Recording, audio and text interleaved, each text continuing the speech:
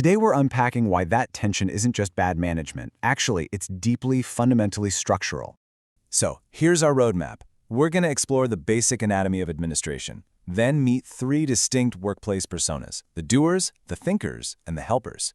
After that, we'll look at why they inevitably butt heads, and finally, how to fix it and achieve some actual organizational harmony. Let's dive in. First up, the anatomy of administration and where it all begins. It's kind of fascinating, but these administrative concepts we deal with literally every day, they originally come from military campaign strategy.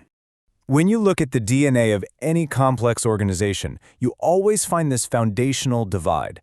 Basically, systems naturally split the people who execute the primary tasks from the people who provide support and advice. Simply put, you've got the ones doing the main mission, and you've got the ones advising them. All right, let's officially meet our first cast member in this organizational anatomy, the doers, also known as line agencies. Think of them as the hands of the organization. So what exactly is a line agency? Well, they form that classic vertical, direct chain of command from top to bottom. They operate on the purpose principle, meaning they are directly responsible for accomplishing the primary goals and serving the public.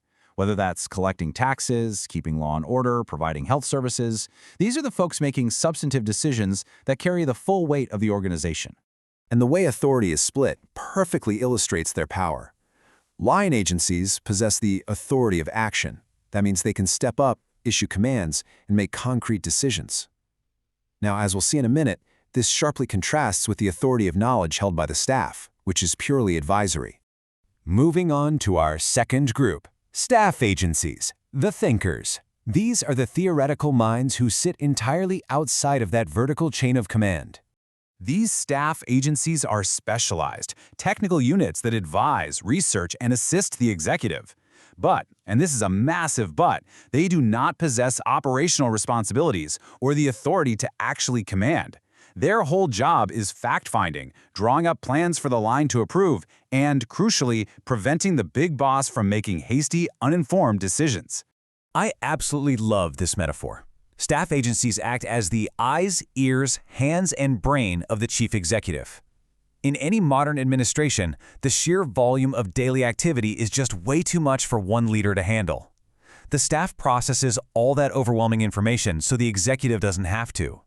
Now, staff actually comes in three distinct flavors. First, you have the general staff.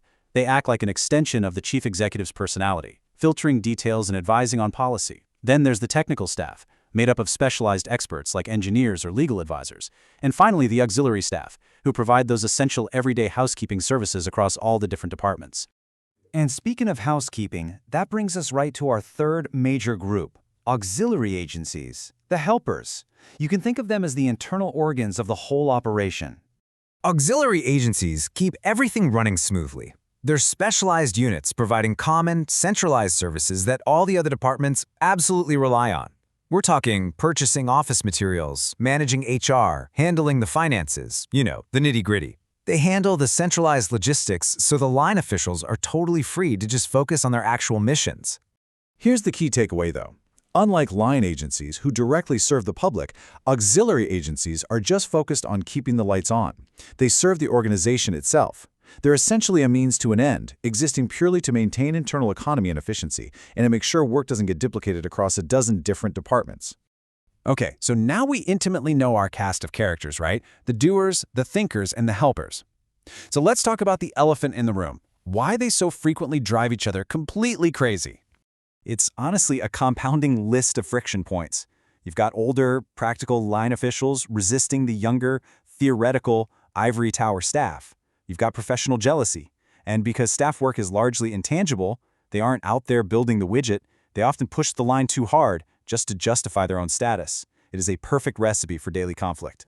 And let's look at the modern reality of this. Today, even though staff is technically only supposed to advise, they actually exercise massive influence. When their advice feels an awful lot like a coercive command, that classic line between command and advice gets completely blurred, and that leaves everyone frustrated about who is actually in charge.